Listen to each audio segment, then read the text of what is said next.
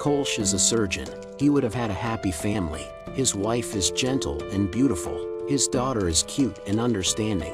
This beautiful everything in his birthday came to an abrupt end. The family was planning to celebrate his birthday when the hospital suddenly called. Kersey had to leave the family to go to the hospital first, but he did not expect that the home has been watched. His wife found the window open and footprints on the floor, and rushed to call out to his daughter, but it was too late. The daughter was under the control of the robbers, and his wife rushed back to the kitchen to find a cell phone and prepare to call the police. The robber appeared with a gun to his daughter's head. She could only meekly put down the phone. The leader of the robbers took his wife upstairs to get money, leaving 2 people to watch her daughter. Unexpectedly, one of them got horny, but was quickly stopped by his accomplice because he didn't want to make trouble and just wanted to get the money and leave quickly. The daughter took the opportunity to cut the robber's face with a knife. The robber hurried to remove the hood in pain, raised the gun ready to kill his daughter. In desperation, the wife picked up boiling water and threw it at the robbers, but this also completely angered them. On the operating table, Kersey is rescuing patients. From the radio to hear the news of the new wounded, he would not expect that the delivery is his wife and daughter. When he saw his wife again, she was a cold corpse. His daughter was also in a coma with severe head injuries and may never wake up again. The happy family was torn apart overnight. Kersey blames himself for failing to protect his family and is trapped in guilt. He hopes that the police will bring the murderer to justice soon. But when he came to the police station, there were countless unsolved cases posted on the wall, which made him feel completely desperate. That day he and his wife's father drove to the farm, on the way to meet 2 poachers. Instead of choosing to call the police, the old man picked up his rifle and engaged the poachers in a direct gun battle. He told Kersey that the police would always arrive after the crime. If you want to protect what's yours, then he has to do it himself. Kersey was deeply shaken by these words. That night, he saw 2 gangsters were bullying girls and went up to maintain justice. He didn't expect to be pinned down and beaten up. When he returned home, he saw a gun commercial on TV and had a crazy idea.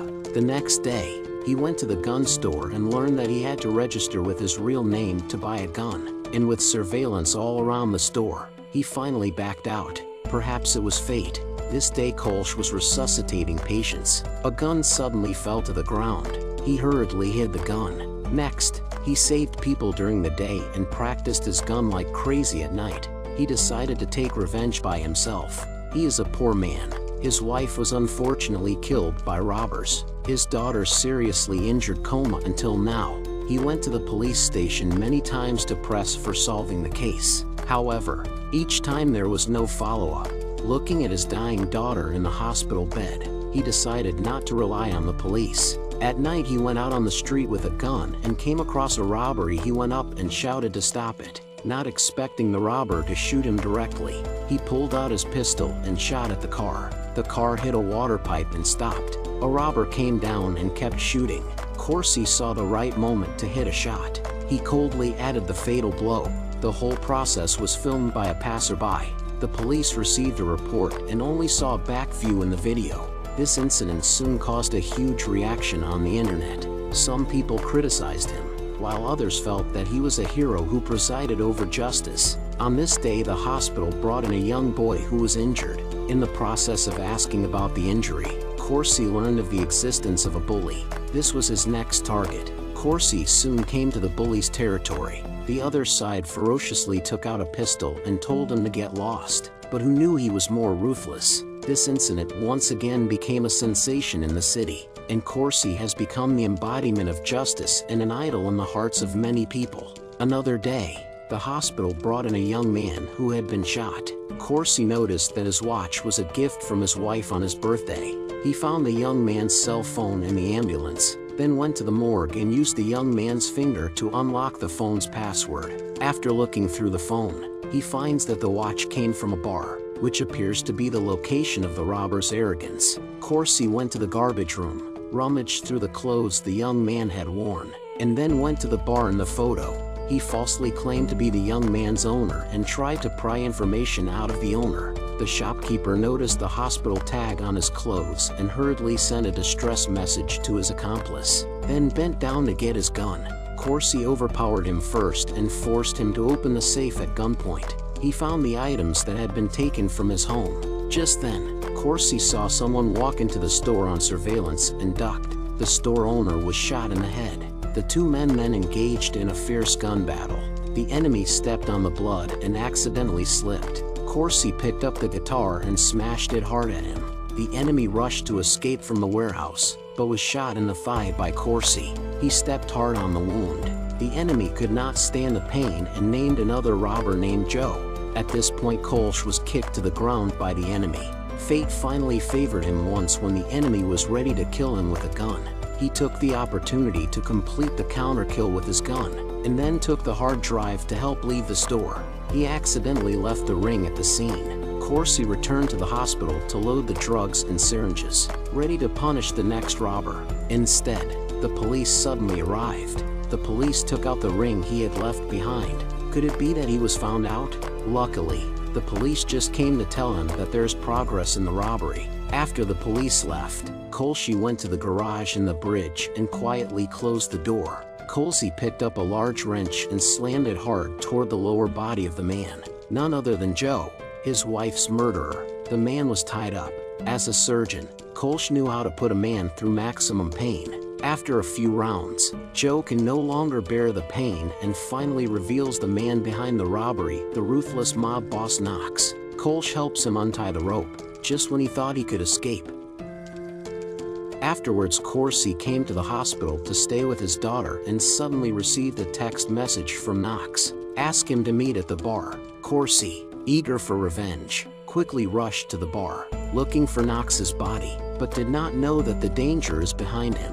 He dialed Knox's phone and then fired several shots at the place where the ringing sound came from. But when he kicked in the door, he only saw the phone sitting on the toilet. The enemy appeared behind him and shot Kersey. Kersey could only hide in the toilet. He shot out the power lines to cut the bar's electricity and then took advantage of the chaos to escape. That's when the police were called and someone got a full view of the shooter. The police quickly arrived at the hospital and the person who called the police turned out to be Knox. He told the police that Kersey was the mysterious Chicago shooter. After treating his wounds at the office, Kersey rushed home to find his brother Frank waiting for him. The brother has also discovered that he is the mystery shooter, and they argue loudly about it. Frank does not want his brother to have another accident. At this point, the police appear at the door and Frank rushes to help his brother cope. After the police leave, Kersey receives a call from the hospital telling him that his daughter has miraculously woken up.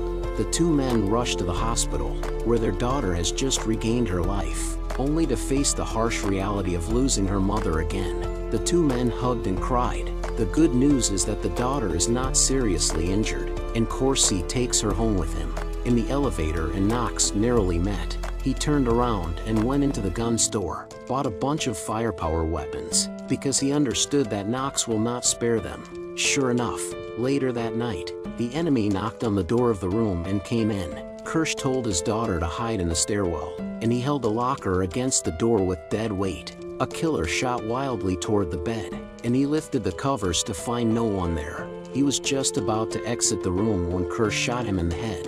Another assassin heard the sound and arrived and was killed by Kersey on the floor. At this point, Kersey hears the commotion and slowly walks into the basement. He was sneaked up on by Knox, who was hiding in the shadows. However, instead of choosing to shoot again, Knox gloats and says a lot about winning. At that moment, his daughter senses that something is wrong and shouts for help. Knox was attracted by the shouting. Kersey kicks the table to get the rifle.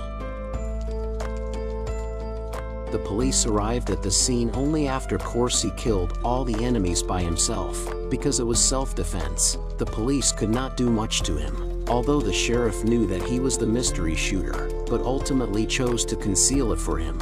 To heal the heartache, life still needs to go on, but in his own way. Kersey continues to watch over more people.